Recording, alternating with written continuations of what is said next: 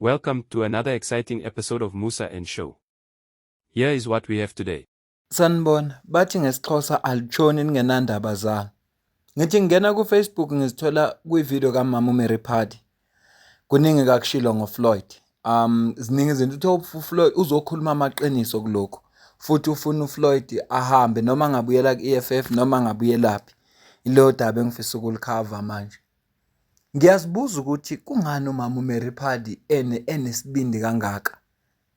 Futhi ngeke ukucabanga lo ngizogcina ngicabanga nento ezirong.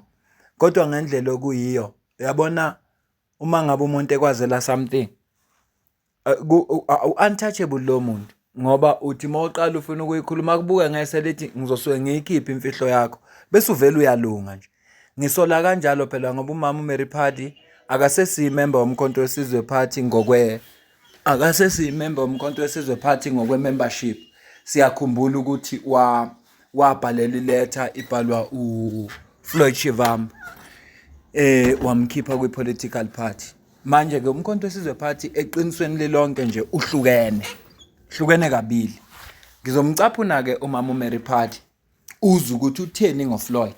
Kanti uFloyd na ukhulumile kulamaviki adlula athi bebayile eMpumalanga njengokwesethembiso sabo ezi-National High Command beyokhuluma udaba lwakhona. Kodwa wafika wathola ukuthi inkinga yikho kuma-ground forces ikhona nje lapha phezulu.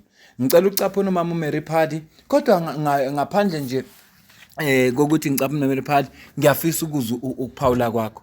Fisa ukuzwa ukuthi wena kulolu daba ubona kanjani. Ungakhohlwa ukusubscribe, ushare, ulike, ucomment, ungasupporta ukujoin membership, ungasupporta ngokusidonatela kwi-account ekhona kwi-comment ephiniwe. Ngicela ukucaphunela umama uMary Phatty nje ngingakubambezela isikhathi uzwe ukuthi utheni bese siyaxoxa ke emveni kwakhe.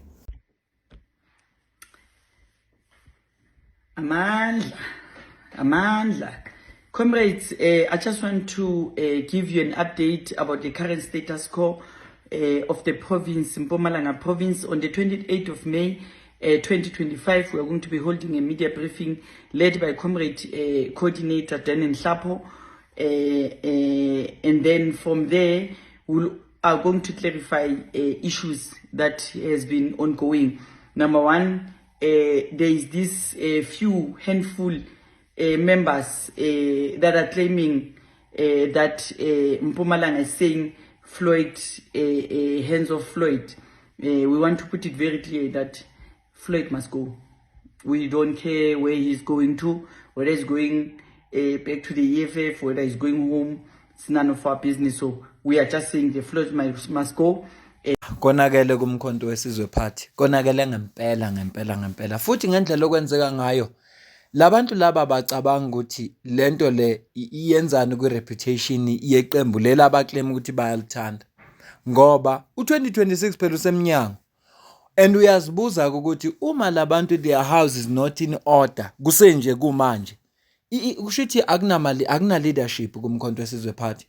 Impela nje leadership ithini makwenzeka lezi zinto lezi. Usho labantu bahloko bafaka erumini eli-1 ekukhulunywe nabo kuzama ukuresolve whatever problem ekhona. Bathi ke uFloyd akahamba. Usho njalo umama uMary Phatty uthi noma ngabuyela ku-EFF ngizoqhubeka naye ngoba akagcinile. Kodwa ngithi nje angivele ngiphawule ngithi nangu umama uMary Phatty ekhuluma kanje. Uma kwenzeka kanje kumkhonto wesizwe party ngicabanga ukuthi izokwazi ukuphatha izwe isahlulo ukulungisa indaba zayo. Ngiyazibuzela nje ukuthi umkhonto wesizwe party uzokwazi ukuphatha izwe na usahlulo ukulungisa indaba zawo. Hayi umkhonto wesizwe party awubathatha abantu base South Africa serious. Ngempela nje awubathatha serious. Asiqhubeke nomama uMary Phatty. Kodwa bengithi angikubeke lokho ukuthi lokwenza kwabo kanje kukhombisa ukuthi abantu base South Africa babathathi serious. Kodwa abantu base South Africa ufuna bakuthembe ngeimpilo zabo, bakuthembe ngekusasa labo. Kodwa your house is not in order. Usahlula ukulungisa indlu yakhe ibe in order. Yo, athi siqhubeke. And I don't know how they've dragged me into that information or task team that they are doing with the VNs to think that if they are campaigning using my name, they will get it right. They are not going to get it right. Mpumalanga City, Floyd, 95% of members of Umkhonto Wesizwe on the ground. But Floyd, must go. And Floyd must go because he has created this whole chaos that we are in now. To the extent that he's the person that has been having benefits of talking about Mary Paddy dead, Mary Paddy dead, Mary Paddy dead, Mary Paddy dead.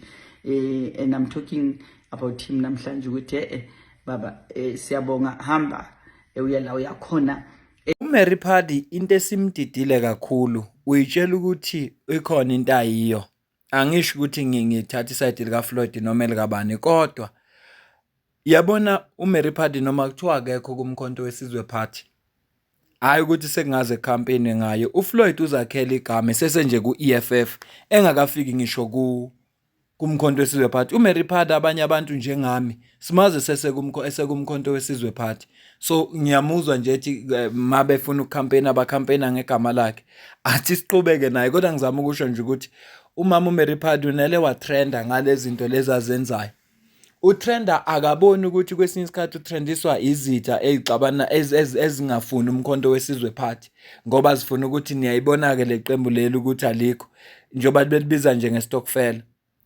Njoba nje belibiza ngestokfela yena udidwa ukuthi abantu bayamtrendisa kuthiwa mabethi nasi istokfela uyabona manje baxabene kusasa nje kuzobe kukhulunywa ngayo le ndaba yakhe.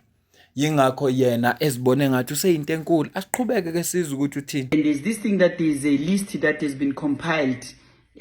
General Taff is removed at the legislature. We want to remind the Mpumalanga province that General Taff is not going anywhere. And those that are preparing that list behind those doors, they are not going to submit that list nowhere. General Taff is going to be at the legislature. And then the executive committee will be announced so that you can know your leaders in the province, the regional leaders that are leading the regions of Mpumalanga.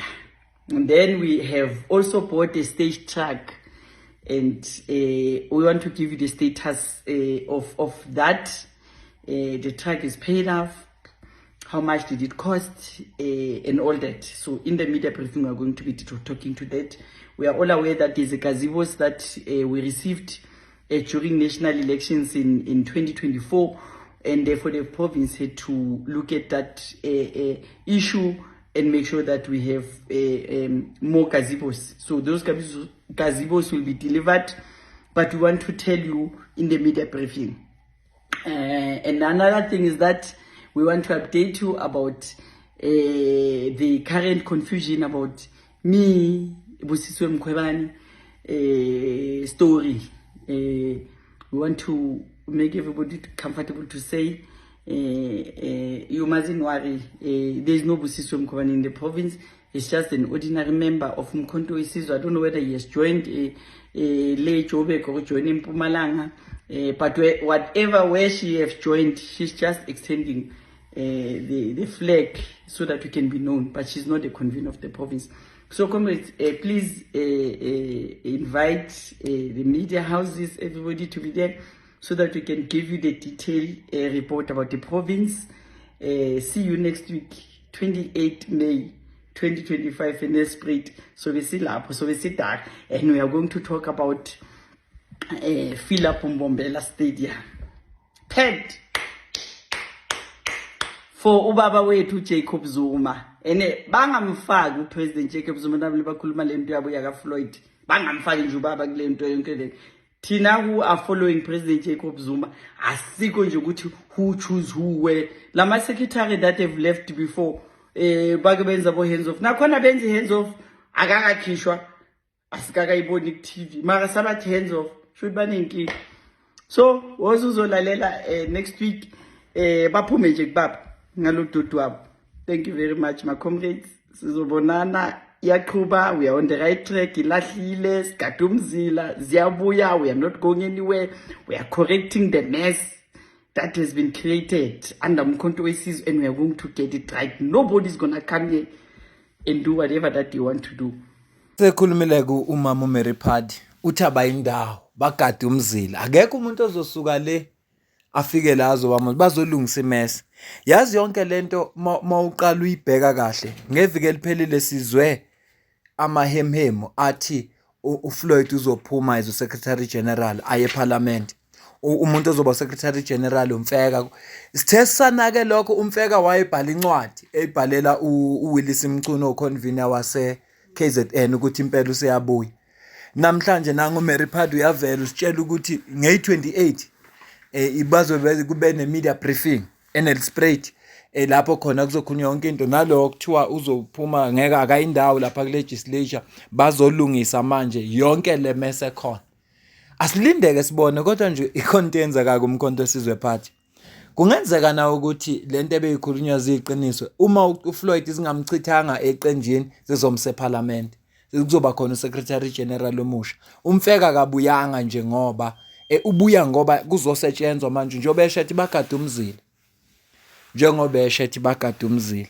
Uthi ke odabeni lika mama ubusisiwe Mkhwebane advocate Busisiwe Mkhwebane hayi abantu abakhululeka abantu there is no Busisiwe Mkhwebane akamazi nokuthi uyini akasuku convener kodwa njengoba lapha ya bazositshela ukuthi ileadership omkhonto wesizwe party ngobani ngithi bazositshela ngiyazibala nami ngoba njengomuntu owethula izindaba fanele ngazi ukuthi kwenzakalani ngizokwazi ukuupdate abantu ya yilokho ebengithi angikulethe la okushiwo mama uMary Padu ikakhulukazi nje kulesimo esenzakalayo yingakho ngithi umkhonto wesizwe party awubathatha abantu nje on the ground serious sineyinkinga eziningi kabi kulezi insuku ukukhulunywa indaba zebudget indaba zo Ramaphosa bayavela bona bavela neyinkinga zabo zangaphakathi uthi usinawo Thambo uma ekhuluma nosisi lo osebenza ku702 ku Eyewitness News uthi abantu bomkhonto wesizwe party abakhululeki kahle naseParliament ngoba lapha yana uhlezi uzibhekile ngoba kusasa kungenzeka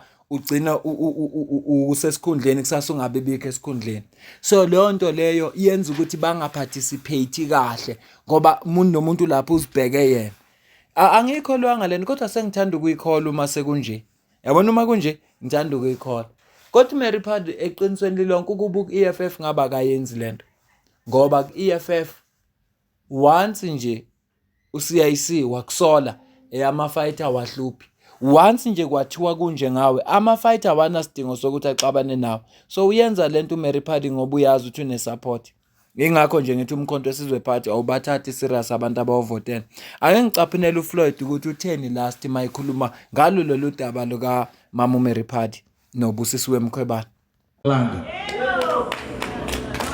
The divisions that are perceived are not divisions of ground forces, are not divisions of members, are not divisions of supporters of Umkhonto Wesizwe. It's Palace divisions.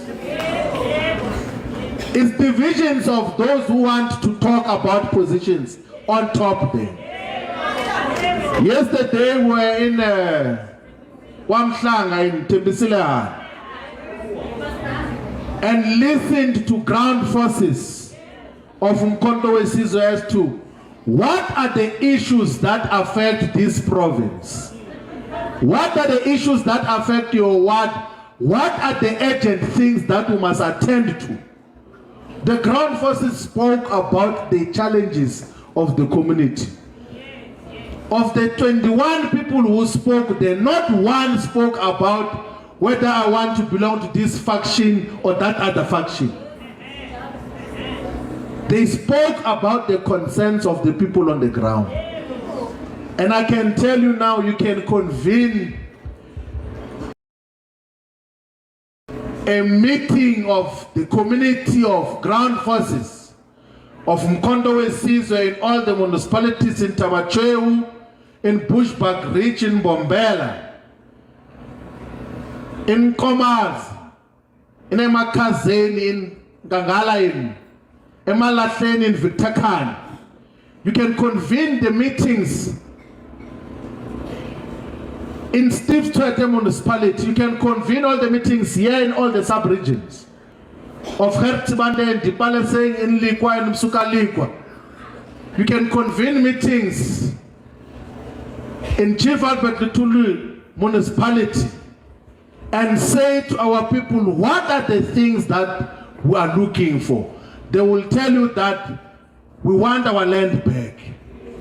We want access to better education. We want our roads to be fixed. We want jobs for the youth. They won't say we are looking for Advocate Mkhwebane or Mary Party. You will never find that on the ground. There will never be such on the ground. On the ground, people know what are the issues that they are looking for.